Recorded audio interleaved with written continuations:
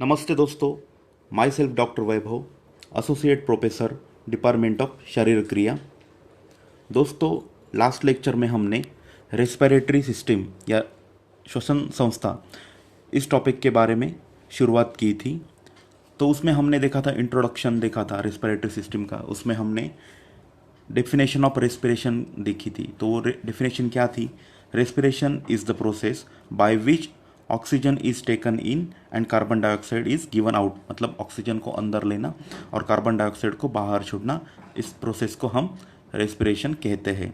साथ ही में हमने देखा था टाइप्स ऑफ रेस्पिरेशन देखे थे। उसमें दो टाइप्स होते हैं, एक होता है एक्सटर्नल रेस्पिरेशन और दूसरा होता है इंटरनल रेस्पिरेशन। नेक्स्ट टॉपिक में हमने देखा था फेजेस ऑफ रेस्पिरेशन। उसमें हमने इंस्पिरेशन एंड एक्सपिरेशन के बारे में विस्तृत चर्चा की थी। नेक्स्ट टॉपिक हमने देखा functional anatomy of respiratory tract. उसमें हमने प्लूरा के बारे में देखा, किस तरह से जो प्लूरा होता है वो दो प्लूरा होते हैं, एक विसरल प्लूरा और पैराइटल प्लूरा। ये दो प्लूरा के बीच में जो स्पेस होती है उसे कहते हैं इंट्राप्लूरल स्पेस।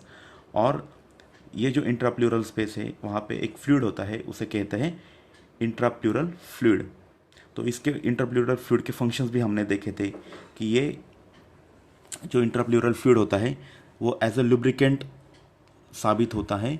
उसकी वजह से ये दोनों प्लूरा में फ्रिक्शन नहीं होता है। ये यहाँ तक हमने देखा है। साथ में हमने ट्रकियोब्रोंकियल ट्री के बारे में भी चर्चा की कि कैसे ट्रकिया होता है, वो जैसे वो लंग की तरफ जाता है तो उसका right and left primary bronchi में डिवाइडेशन होता है। उसके बाद जो प्राइमरी ब्रोंकस होते हैं वो अगेन डिवाइड होते हैं। जैसे वो लंग में एंट्री करते हैं तब उनका सेकेंडरी ब्रोंकस या सेकेंडरी ब्रोंकाई इन लंग्स में उनका कन्वर्जन हो जाता है। उसके बाद सेकेंडरी ब्रोंकाई का कन्वर्जन या वो डिवाइड होते हैं आगे टर्शियरी ब्रोंकाई में, लंग्स में ही होते हैं ये। उसके बाद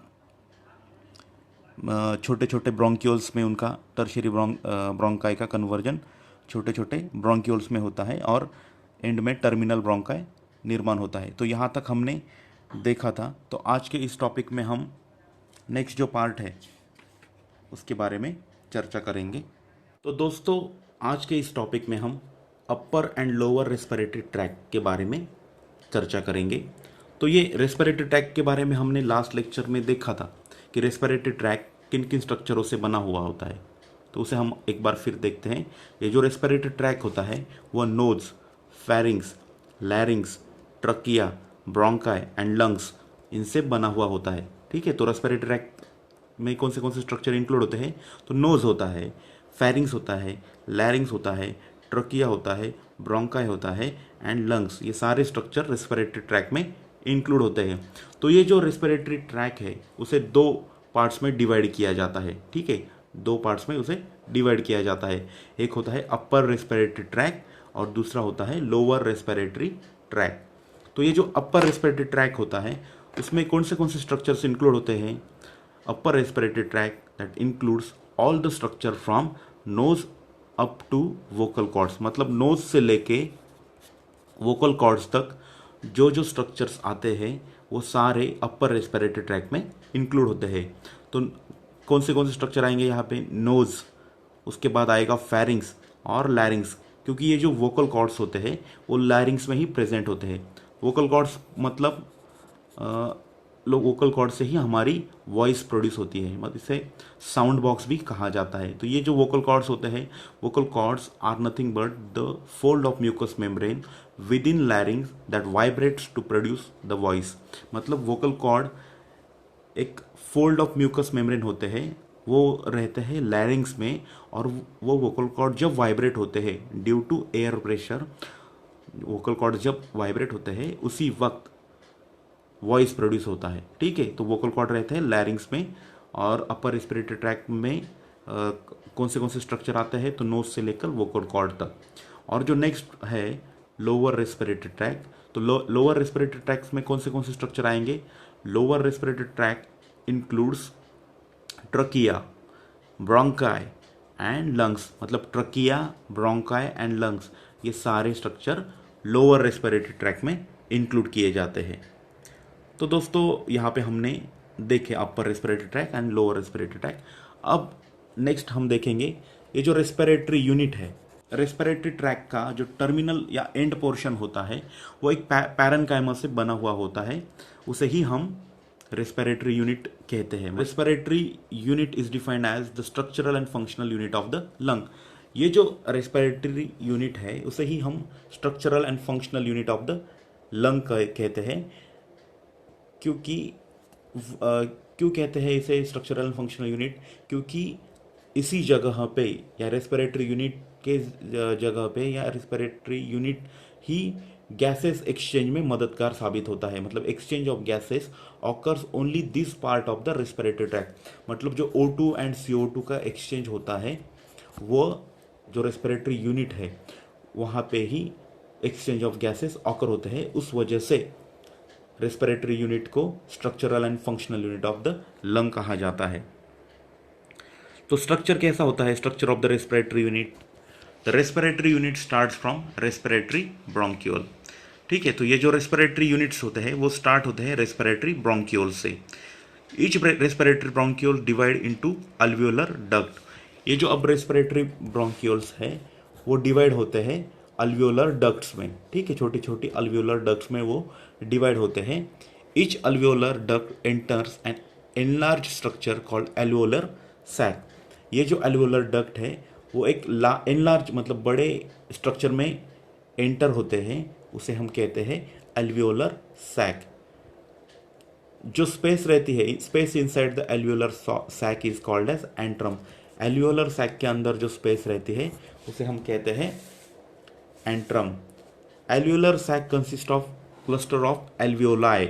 ये एल्वियोलाई सैक जो होती है उसके अंदर बहुत सारे छोटे छोटे एल्वियोलाई प्रेजेंट होते हैं। ठीक है, few alveoli are present in the wall of the alveolar duct also.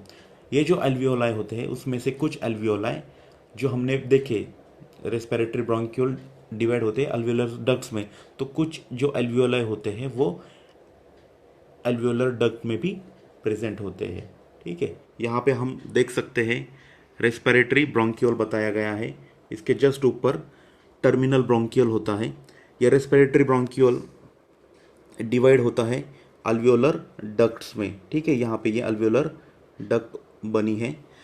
Alveolar duct आगे डिवाइड हो कहाँ खुलती है या कहाँ जाती है, कहाँ एंटर करती है, तो एल्वियोलर सैक में। ये एल्वियोलर सैक है।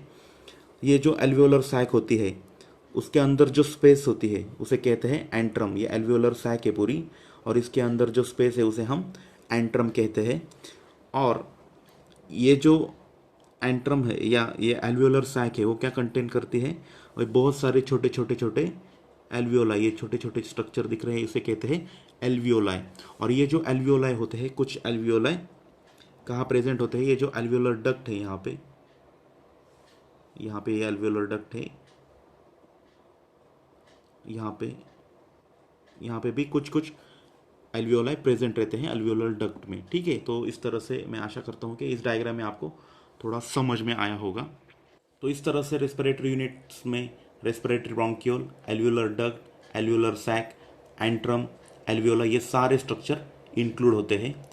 Each alveolus is like a pouch with diameter of 0.2 to 0.5 mm। मतलब ये जो एल्वियोलस होता है, सिंगल एल्वियोलस और मल्टीपल रहे तो एल्वियोलाई, ये जो सिंगल एल्वियोलस होता है एक पाउच लाइक स्ट्रक्चर होता है, उसका और डायमीटर कितना रहता है? 0.2 to 0.5 mm। और ये जो एल्वियोलस है वो एपिथेलियल सेल से उसकी लाइनिंग होती है, मतलब एपिथेलियल सेल वहाँ पे प्रेजेंट होती है एल्वियोलाई में। ठीक, तो दोस्तों हमने अभी देखा कि एल्वियोलस में एपिथेलियम की लाइनिंग होती है, मतलब एपिथेलियल सेल्स वहाँ पे प्रेजेंट होती है। तो अब हम एल्वियोलर सेल्स और नीमोसाइट्स, मतलब जो लंग्स की बेसिक सेल्स है उनके बारे में देखेंगे, जहाँ पे एक्चुअल गैसेस का एक्सचेंज होता है उनके बारे में देखेंगे। ये जो alveolar epithelium consist of alveolar cell और pneumocyte which are of two types. ये जो एल्वियोलर एपिथेलियल है वो किनसे बनी हुई होती है? तो वो एल्वियोलर सेल्स से या न्यूमोसाइट से बनी हुई होती है। और ये जो न्यूमोसाइट्स है उनके भी दो टाइप्स होते हैं, एक टाइप 1 एल्वियोलर सेल और दूसरा होता है टाइप 2 एल्वियोलर सेल्स। तो एक एक करके अब हम देखेंगे। Type 1 alveolar cells. Type 1 alveolar cells या न्यूमोसाइट्स टाइप 1 है, वो किससे बनी होती है? वो this cells are the squamous epithelial cell forming about 95% of the total number of cell. मतलब एल्वियोलर एपिथेलियल के 95% तक ये टाइप 1 एल्वियोलर सेल्स से बना हुआ होता है, और वो एक तरह की स्क्वैमस एपिथेलियल सेल्स होती है। ठीक है, this cell form the site of gaseous exchange between the alveolus and blood. मतलब ये जो सेल है, ये टाइप 1 एल्वियोलर सेल्स है, ये एक्चुअल गैसियस एक्सचेंज के लिए साइट का काम करती है। मतलब यहाँ पे एक्चुअली गैसियस एक्सचेंज होता है बिटवीन एल्वियोलस, मतलब एल्वियोस और ब्लड में, एल्वियोलस एंड ब्लड के बीच में गैसियस एक्सचेंज यहाँ पे होता है। मतलब CO2 एल्वियोलस में एंट्री करेगा और एल्वियोलस में जो O2 प्रेजेंट है वो ब्लड में एंट्री करेगा। यहाँ पे दिस साइड में इस स्थान में एक्चुअल गैसेस का एक्सचेंज होता है टाइप 1 एल्वियोलर सेल्स में। ये बात आप ध्यान में रखो। अब हम टाइप 2 एल्वियोलर सेल्स के बारे में देखेंगे। ये जो टाइप 2 एल्वियोलर सेल्स होती है, these are cuboidal in nature. पहले हमने देखा टाइप 1 जो सेल होती है वो रहती है squamous epithelial.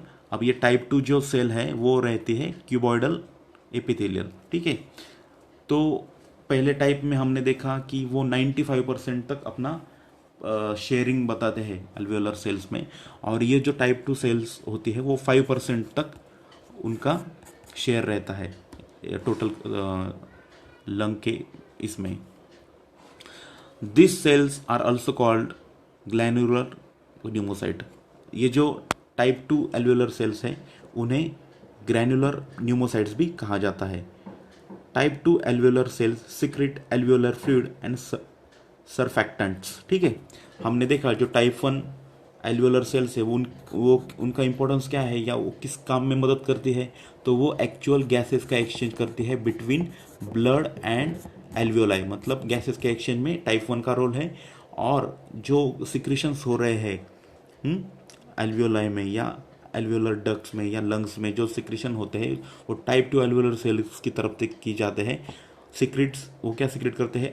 Secrets alveolar fluid and surfactants और एल्वियोलर फ्लूइड सिक्रेट करने में ये मदद करते हैं। तो दोस्तों यहाँ हमने ये सारे रेस्पिरेटरी यूनिट के बारे में देखा, और उसके बाद एल्वियोलर सेल्स के बारे में भी देखा। तो एक बार हम उसकी क्विक रिवीजन करेंगे, कैसे ट्रकियोब्रोंकियल ट्री से लेकर रेस्पिरेटरी यूनिट तक क्या क्या स्ट्रक्चर इंक्लूड होते हैं, और यहाँ पे हम उसके बाद हम यहाँ पे रुकेंगे। तो पहले था ट्रकिया डिवाइड होता है right and left primary bronchi में। उसके बाद ये जो right and left primary bronchi होता है वो अगेन मतलब वो लंग में एंटर लेता है। लंग में एंट्री लेते समय उसका फिर डिवाइडेशन होता है secondary bronchi. Secondary bronchi again divide होता है छोटे छोटे टर्शरी ब्रोंकाई में। टर्शरी ब्रोंकाई अगेन डिवाइड होता है मेनी जनरेशन्स और इन ब्रोंक्यूल्स। उसके बाद ये टर्शरी ब्रोंकाई कन्वर्ट हो जाता है टर्मिनल ब्रोंक्यूल्स में। ये हो गया पूरा ट्रकियोब्रोंकियल ट्री। अब नेक्स्ट जो पार्ट आता है रेस्पिरेटरी यूनिट, तो टर्मिनल ब्रोंक्यूल आगे कन्वर्ट होता है रेस्पिरेटरी ब्रोंक्यूल्स में। रेस्पिरेटरी ब्रोंक्यूल्स एंट्री लेते हैं, रेस्पिरेटरी ब्रोंक्यूल्स आगे एल्वियोलर डक्ट्स फॉर्म करते हैं। एल्वियोलर डक्ट्स एल्वियोलर सैक्स में एंट्री लेते हैं। एल्वियोलर सैक्स के अंदर जो स्पेस होती है उसे एंट्रम कहा जाता है, और एल्वियोलर सैक के अंदर बहुत सारे छोटे छोटे एल्वियोलाई प्रेजेंट रहते हैं। ठीक है, तो इस तरह से हमने पूरा schematic representation of tracheobronchial tree and respiratory unit के बारे में देखा। तो मैं आशा करता हूँ आपको ये सारे टॉपिक अच्छी तरह से समझ में आ रहे होंगे। Thank you.